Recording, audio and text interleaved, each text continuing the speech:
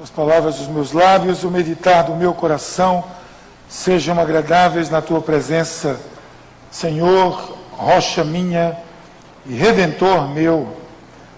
Amém. Você sabe que uma das coisas que eu sempre achei de relevância para a nossa vida foi que todo ser humano deve valorizar relacionamentos. Todos nós devemos entender que se relacionar bem é talvez uma das maiores, se não a maior, das virtudes que alguém pode desenvolver. Isso porque tudo na vida é relacionamento. Na medida que você vai crescendo e amadurecendo, você vai percebendo que tudo na vida é relacionamento. Muitas pessoas dizem que o que importa não é o banco que você tem uma conta, mas o relacionamento que você tem com o gerente. Não é verdade? Tudo é relacionamento.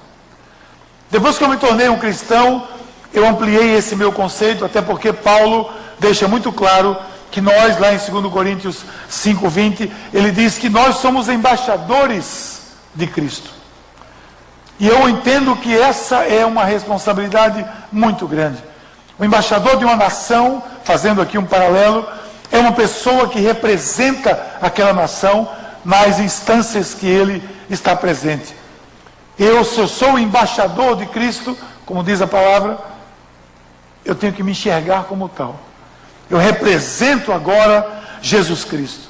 Eu me enxergo como alguém que necessita se relacionar. Eu acho isso. Primeiro, pela minha natureza humana. Nenhum homem é uma ilha, já dizia o poeta, e eu entendo que assim seja. Mas também pela natureza da minha missão. Como cristão, eu tenho a natureza de uma missão que é alcançar outras pessoas. Isso faz parte de relacionamentos. No entanto, relacionamentos acontecem nos mais diversos níveis. Mas eu acho que praticamente ninguém hoje espera mais a hora do carteiro. Não é verdade? Você espera ainda? O carteiro vai chegar. 12:30, todo dia ele passa. Você fica ansioso para que o carteiro chegue? Não. Eu lhe respondo. Até porque ele só traz conta. Ele não traz carta mais. Ninguém escreve mais carta. Eu sou de um tempo que eu esperava a hora do carteiro. Na casa do meu pai era 12:40, 1h da tarde, ele batia lá. Eu ficava naquela expectativa, porque eu tinha escrito uma carta para pessoas conhecidas em São Paulo, por exemplo, que ia demorar 5 dias para chegar lá, e ele ia ler, ou ela ia ler, e depois ia demorar mais 5 dias para chegar aqui, depois foi diminuindo. Me lembro quando eu morei em Israel, todo dia, na hora que o correio chegava, todos os estudantes ficavam ali esperando. Aí eu recebia as cartas de 10 dias. Olha que coisa, mas ninguém espera mais isso. Uma vez o pessoal mandou para mim, às vezes o pessoal jovem da igreja mandava para mim uma fita cassete. Sabe o que é isso? Fita cassete? Uma fita cassete gravada com o culto da juventude, para que eu pudesse escutar. Olha que coisa. Hoje não, hoje você espera o plim do seu computador, o assovio do seu telefone, um barulho que vai dizer que chegou um WhatsApp, se chegou uma mensagem, se chegou um Facebook, se chegou um e-mail, que nem o torpedo você espera mais. Torpedo. Você lembra que você contratava uma conta telefônica e você dizia, dá direito a 100 torpedos. Olha que coisa, torpedo. Não existe mais isso. Mas apesar de tudo isso, de toda essa tecnologia acontecer, uma coisa ainda é comum, e será sempre comum no ser humano: nós somos gente. Nós não somos máquinas, nós somos gente com G maiúsculo. Nós cristãos especialmente, independentemente de todo o avanço tecnológico, nós somos pessoas que precisamos nos relacionar. Nós precisamos de alguém, não importa onde ela esteja, se seja na sala do lado, se seja no outro lado do planeta, se seja no sul do país, você precisa sempre de pessoas. Elas podem estar numa rede social, podem estar em outro tipo de rede, como eu disse, pode ser o seu vizinho. Mas você precisa se relacionar. Eu experimentei agora, nós nos mudamos, saímos de um apartamento, depois de 15 anos morando, desde que eu me casei, eu sempre morei em apartamento, e agora nós nos mudamos recentemente para uma casa, faz uma semana, nós nos mudamos para uma casa. E eu experimentei algo que eu nunca tinha experimentado mais na minha vida, vizinhança. Vizinhança, até porque é um lugar mais restrito, e eu fui recebido pelos vizinhos. Teve vizinhos que foram lá me dar boas-vindas. Bem-vindos, vizinhos. Teve um vizinho que é um pastor, amigo meu, vocês conhecem talvez algum deles, pastor Daniel. Eu estava lá com Valéria, ainda cheio de coisa, ele passou por lá e disse: vocês, a gente está aqui, eu não sei nem onde é que está, as caixas que está, o café, não sei nem de nada. De repente chegou uma panela com uma galinhada goiana. Botei água na boca de vocês. Porque, gente, galinhada goiana é uma coisa muito gostosa. É aquela mistura de ontem, RO, resto de ontem, tudo misturado, galinha, arroz, tudo misturado, gostoso. E a esposa dele, que não sabe fazer gelo, segundo filho, mas ele sabe, e ele trouxe pra gente. Olha que coisa, relacionamento. E como eu tinha dito que não achei o pacote de café, um pouquinho mais tarde chegou o filho dele com uma garrafa de café. Pastor, o papai mandou para o senhor garrafa de café. Daqui a pouco chegam as jovens do condomínio. Olha, bem-vindos. Gente, isso não acontece mais, não é verdade? A gente não vê muito isso. Eu experimentei isso agora porque a gente precisa disso. Nós ficamos tão felizes com isso. Mas a gente precisa de gente para se relacionar. Não interessa onde elas estejam. Um consolo, uma palavra, uma força chegarão de qualquer forma e será importante para a sua vida. Por isso a Paz lança hoje essa nova maneira, ou não nova, mas essa maneira que nós estamos nos inserindo nesse mundo de todas as dimensões, um conjunto de ações que procura ver o ser humano em todas as suas dimensões e onde ele estiver. Porque esse Paz 4G vai buscar as pessoas, pode voltar, onde elas estejam, seja na igreja, seja nas células, nas casas, através do site, do Facebook, Twitter, YouTube, Instagram, SoundCloud e o que vier mais. Nós queremos estar nesse mundo porque existe um mundo que vive nesse ambiente digital. Queremos nos definir bem, queremos que fique claro quem é esse povo que se reúne em nome de Cristo aqui na Paz. Hoje eu quero iniciar essa série de mensagens que nós chamamos de Paz 4G, porque é gente que gosta de gente de graça. Hoje eu quero iniciar falando quem é essa gente, quem somos nós, quem é essa gente que gosta de gente de graça. Se você quiser resumir, você diz, são os cristãos, mas por quê? Aí nós fazemos a leitura do texto de Pedro hoje. Olha, essa foto é um mosaico de tanta gente aqui, em tantos momentos diferentes da nossa vida como igreja. E o texto disse assim: vocês são geração eleita, sacerdócio real, nação santa, povo adquirido, para que anunciem as virtudes daquele que vos chamou das trevas para a maravilhosa luz. Vocês que antes, em outro tempo, não eres povo, mas agora vocês são povo, que não tinham alcançado misericórdia, agora vocês alcançaram a misericórdia. Se você quiser resumir quem você é, lembre disso, 2 Pedro 1, 9 e 10. É quem você é. É quem você é em Cristo. É quem nós queremos ser como igreja. Eu quero destrinchar um pouco isso, e eu começo com essa pergunta: quem somos então? Quem é essa gente? Essa gente é uma geração eleita. Quando Pedro escreve essas linhas, ele começa no capítulo 2, lá no começo, você leu aí, você acompanhou conosco, ele vai falar de Jesus Cristo como pedra viva, numa clara rejeição às pedras do templo, que eram as formalidades mortas, que não refletiam a glória de Deus. Não é de hoje que as pessoas institucionalizaram Deus, não. Isso vem desde os tempos. Lembre-se que Jesus, a certa altura, as pessoas ficaram chocadas quando ele disse: eu sou o Senhor do templo, eu sou o Senhor do sábado. E todo mundo disse assim: como pode? Sabe por que eles se assustaram? Porque o sábado e o templo eram Deus para eles. E Jesus está tentando dizer: isso é pedra, isso é apenas um dia.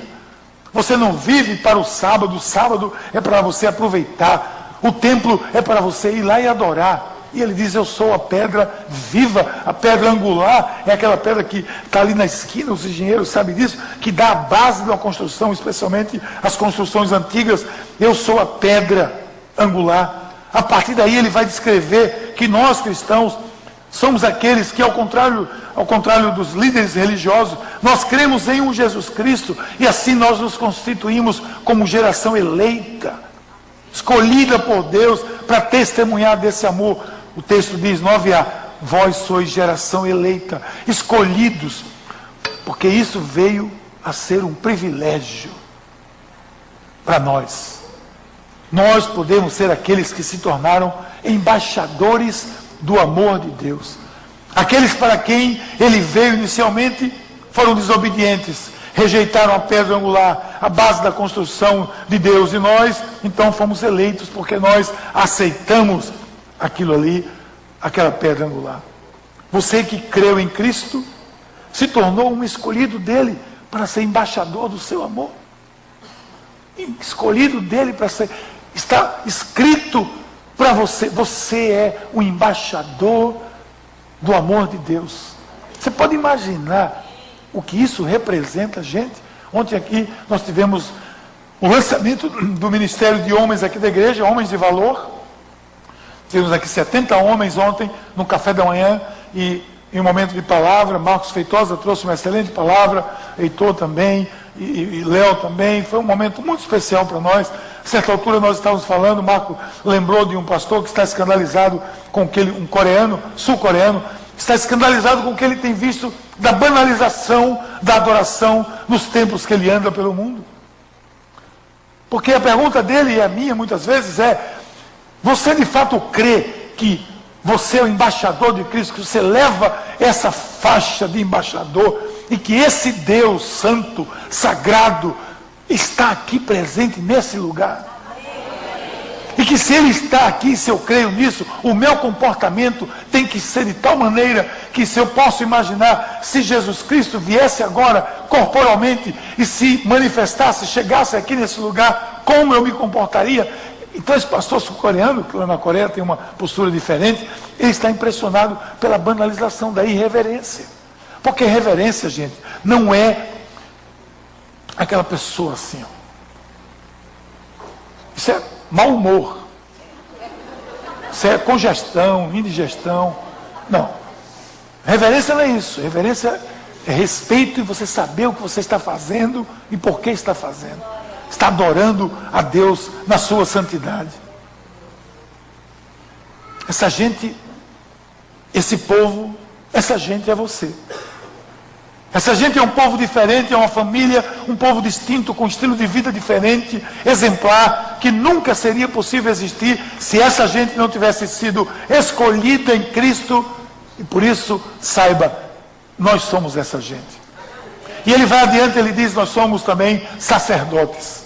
Olha que coisa bonita, nós somos sacerdotes real, o sacerdócio real, 9b. E por quê? Mas não, sacerdote é o pastor Miguel, é o bispo que foi ordenado, é o pastor Jesus que foi ordenado. Eu não sou sacerdote, não. Nós somos sim sacerdotes. Lá no templo, antigamente, havia um véu, num lugar mais ou menos assim, com a divisão, em que daqui para lá, todo mundo ficava. Daqui para cá, somente o sumo sacerdote, vocês sabem, entrava. Como está aqui assim, ó, tinha um véu aqui, que só quem entrava no Santo dos Santos era o sacerdote. Quando houve a morte de Cristo, terremoto em Jerusalém, o que é que diz a Bíblia? O véu se rasgou de cima para baixo. Em outras palavras, ele disse, bem-vindo à casa do Pai. Podem entrar. Vocês não precisam mais de sacerdote. Vocês não precisam mais de intermediário. Paulo diz a Timóteo, só há um mediador entre Deus e os homens, Jesus Cristo, o homem. Você não precisa mais pedir a fulano que ciclano se agrada. Tem uns que dizem, peça a mãe que o filho atende. Não, peça ao filho, Jesus diz. Peça ao filho. Esses somos nós, aqueles que são sacerdotes. Eu tenho agora um ministério diferente. Os anglicanos, quando usam suas vestes, os anglicanos evangélicos, aqui você sabe, quando a gente usa vestes, a gente usa um tippet preto. Isso é um sinal dos anglicanos evangélicos dizendo que nós não somos sacerdotes, nós temos um ministério diferente. Porque a estola colorida dá a ideia de sacerdócio, e às vezes essa simbologia é bem interessante, porque nós temos um ministério. Eu tenho um ministério diferente de Cláudia, mas ela é sacerdote. Eu tenho um diferente ministério de Ricardo, mas ele é sacerdote, é ministro. Nós somos todos ministros de Deus. Somos essa gente que, por conta do nosso relacionamento direto com o Pai, nós falamos com o Pai sem qualquer burocracia, apenas citando o nome de Jesus. É como num clique. Clicou, apareceu. Quando tem velocidade? Quando não tem, depende da operadora, demora um pouco. Mas na operadora de Jesus, clicou, em nome de Jesus, está na presença dele. Em nome de Jesus, está na presença dele. E tem gente que diz assim, pode dizer, mas eu não mereço estar na presença de Jesus. Muito discernimento, não merece mesmo não. No entanto, tudo acontece pela graça. Isso é sacerdócio, não significa nenhuma pompa, nenhuma regalia, nenhuma vantagem, senão a maior delas, que é ter acesso direto ao Criador de todo o universo. Essa camisa roxa, esse colarinho que eu uso aqui, é uma identificação que eu sou um ministro que tem um ministério diferente do seu. Mas não me dá nenhuma regalia especial diante de Deus. E nunca pense, vou pedir ao bispo que a oração dele sobe mais rápido. Não peça. Pode ser porque eu seja mais alto um pouco do que você. Sacerdócio não significa nada disso. Essa gente que é sacerdócio, essa gente que ama, gente que gosta de gente de graça, é você. Você é um ministro, é um sacerdote real. E ele vai dizendo mais, agora nós somos santificados. Nós somos santificados. Veja o que diz no texto. Vocês são nação santa. Coisa boa isso. Nação santa. Já contei a vocês a história do pastor que costumava beber leite no culto. Ele tinha em vez de ser água, que é água, não precisa ficar preocupado com o Jô Soares, o que é que ele tem ali e tal, é água mesmo. Mas tinha um pastor que gostava de tomar leite. E ele e a juventude tinham um certo conflito com ele, e um dia a juventude foi lá antes do culto, derramou o leite dele quase todo, e encheu o copo dele com gin. Aí quando começou o culto, ele pregando animado, ele deu o primeiro gole, e pregou, aí se animou mais ainda, aí deu o segundo gole, aí se animou mais ainda, aí no terceiro gole ele entornou o copo todinho, e disse, Senhor, que vaca abençoada é essa?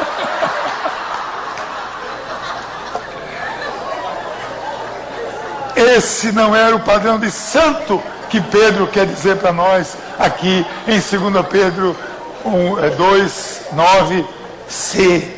Ele diz que nós somos santificados. É uma nação santa, é uma multidão que vive em busca de santidade, de uma vida limpa diante de Deus. Essa gente não consegue, não quer mais viver no meio do pecado e de qualquer coisa que nos afaste do amor de Deus.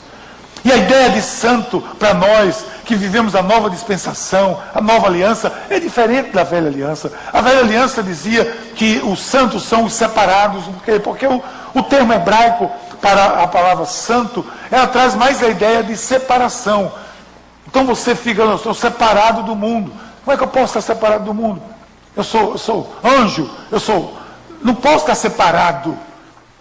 A ideia do Novo Testamento, a palavra que traz a tradução de palavra santo, é uma palavra grega chamada hagios, que não interessa, que ninguém sabe o que é mesmo, mas hagios é a mesma origem da palavra higiene.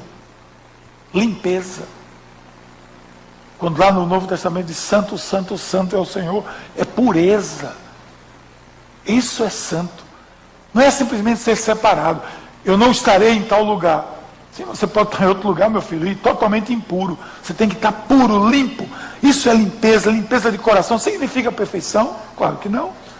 Porque o apóstolo Paulo disse que ele seguia para o alvo, não que ele tivesse alcançado, mas ele seguia para o alvo, para a imagem da estatura do varão perfeito.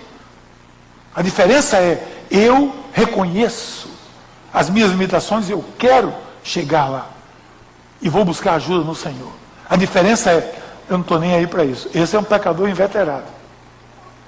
Essa gente santa é você. É um privilégio nós sermos essa gente que foi conquistada pelo Senhor Jesus, que tem como propósito conquistar outras pessoas para que se ajuntem a essa nação santa. Essa gente, é aquisição, é escolha. Olha o que ele diz em seguida: nós somos propriedades de Deus, povo adquirido, 9D, povo adquirido. Se coloca, gente, nessa situação. Não sei se você já pensou sobre isso. Esse povo que se reúne nesse lugar, Bernardo Vieira 1200, é um povo que foi adquirido, comprado, por direito, pelo Deus Criador de todo o universo. O que a palavra de Deus nos diz e nos garante é isso. O profeta vai dizer que nós somos a menina dos olhos de Deus. Isso significa o quê? É a menina, é a netinha de Nice? Não, não é a menina. É aquela parte do olho, que é bem sensível. Que você, antes de conseguir tocar, o olho fecha. Que é muito sensível. Deus protege cada um de nós, porque é a parte mais sensível do ser humano, é a menina dos olhos. E você, segundo a Escritura, você é, e eu sou também, a menina dos olhos de Deus. Então eu fui adquirido, eu sou propriedade exclusiva do Senhor Jesus. Quando você vê por aí um carro com adesivos assim, propriedade exclusiva do Senhor Jesus, não é o carro não. Não é o carro, por melhor que seja, não é não. Não é nada disso, é quem está dentro do carro. Espero que seja. Porque quando Jesus voltar, o carro vai ficar, querido. Vai ficar vazio, mas vai ficar. Se coloca nessa situação. Você não pode saber disso e ficar indiferente. Saber que você foi comprado pelo Senhor, Criador de todo o universo, e ficar indiferente a isso. Eu não consigo. Eu tenho que me sentir, de certa forma, orgulhoso, porque eu tive muito valor. Porque o Senhor de todo o universo entregou o seu próprio Filho para que eu tivesse vida. A palavra de Deus, esse livro sagrado, diz que essa gente da qual nós estamos falando aqui, é gente que deu sua vida a Jesus. E assim foi adquirida por Deus. Por isso que o apóstolo Paulo diz: não sou eu que vive, mas Cristo vive em mim. A vida que agora vivo, vivo no nome do Filho de Deus. É Ele quem diz os meus direitos. Acabou-se o achismo na minha vida, na sua vida. Essa gente não tem achismo. Ele quem diz os meus direitos, Ele quem dita o meu rumo, é Ele quem diz o que é bom e o que não presta para a minha vida. É Ele quem diz isso, não sou eu que digo, mas eu acho que não é assim. Então deixe-me dizer, se você creu e crê, essa gente é você. Você é gente adquirida pelo Criador. Por isso você tem uma missão, e essa missão é anunciar, porque nós somos chamados, segundo o texto, a anunciar as suas virtudes, as virtudes de Jesus Cristo. É gente que anuncia, gente que fala, gente que canta, gente que não pode se conter em tanto receber e nada dar. O que temos de mais valioso é a salvação e nós queremos dar. Isso nós queremos anunciar. O apóstolo Paulo, aliás, o apóstolo Pedro diz: para que vocês anunciem as virtudes daquele que vos chamou das trevas para a maravilhosa luz. Não que o pastor Jesus esteja nas trevas, que eu não faço assim. Não estou nenhuma menção aqui, mas menção aqui das trevas foi para a maravilhosa luz. Ele nos transportou. Então ele vai lembrar que nós somos chamados, essa gente foi chamada para uma missão. Ir. Por isso nós estamos aqui.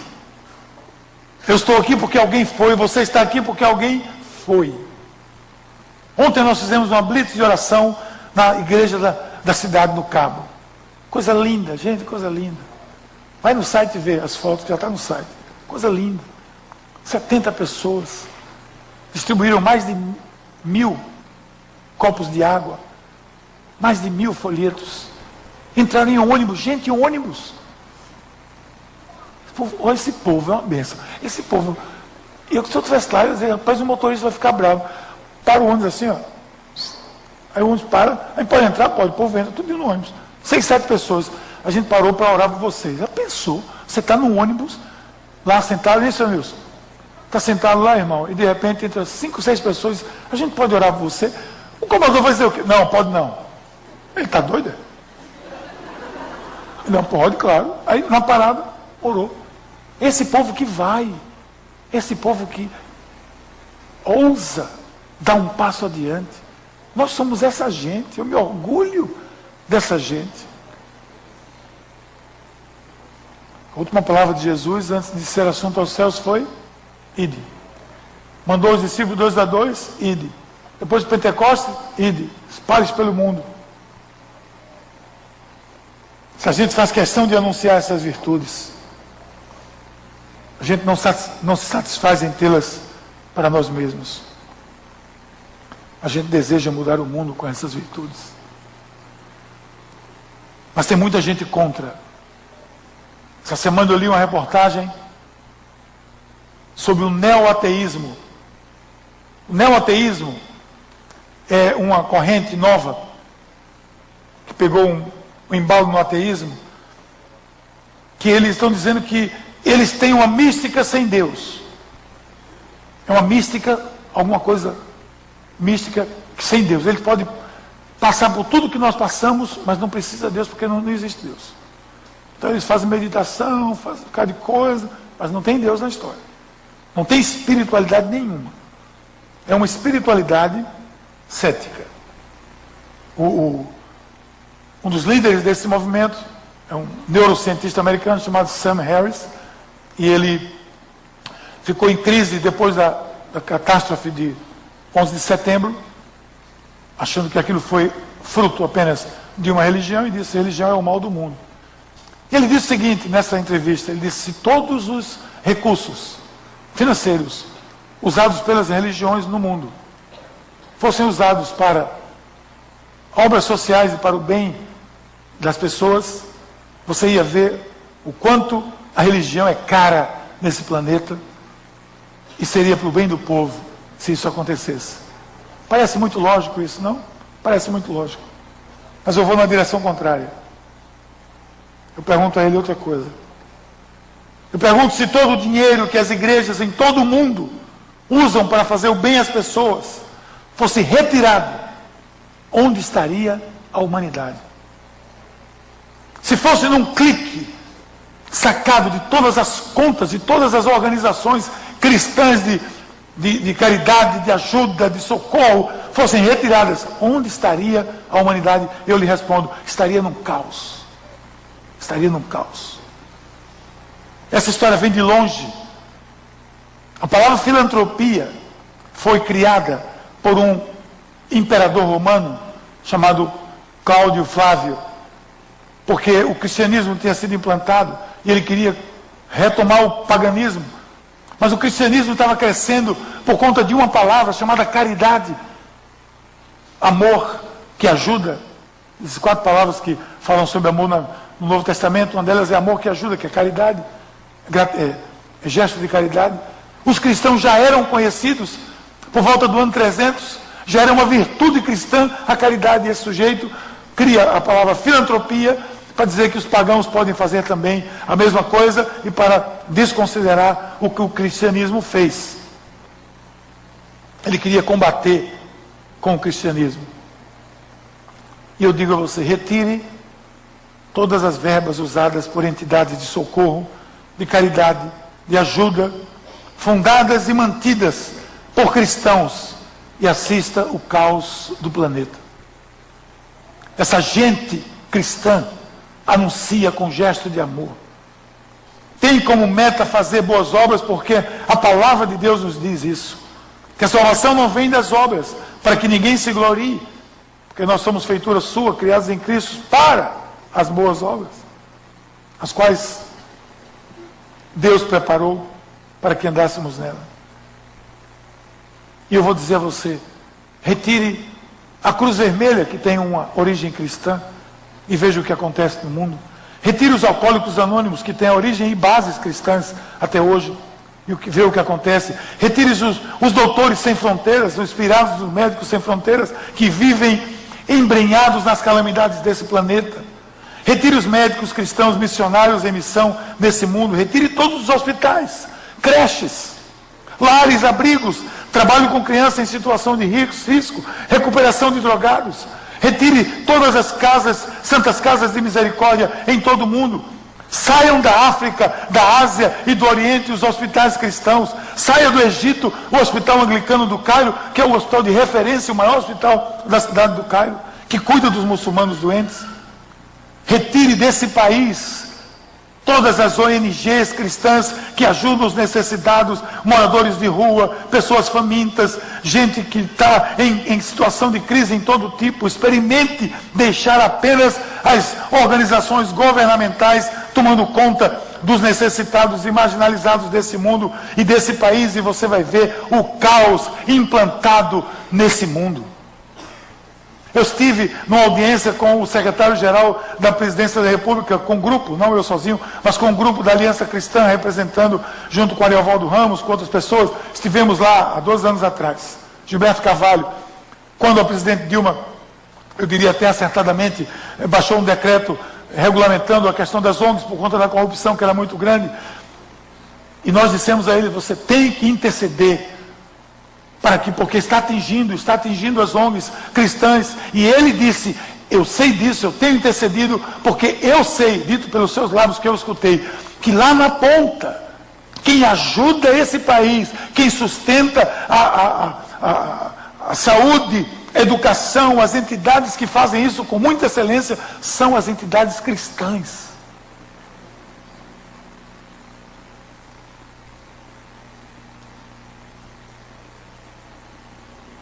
Fechem as escolas e as universidades cristãs de todo o mundo. Eu estudei num colégio cristão. Talvez muitos de vocês estudaram aqui na Universidade Católica Cristã. Experimente. E você vai ver o caos. Quando Bill Gates doou sua fortuna, eu vi a sua entrevista, está na internet, no TED, você pode ver a entrevista dele, da esposa. Ele doou toda a sua fortuna para criar uma fundação de ajuda a necessitados. Ele disse claramente que fez isso pelos princípios cristãos que ele tinha. E assim levou outras pessoas, como o Warren Buffett, a fazer a mesma coisa, e deu influência a tanta gente que fez a mesma coisa. Retire a Casa da Esperança das Carolinas.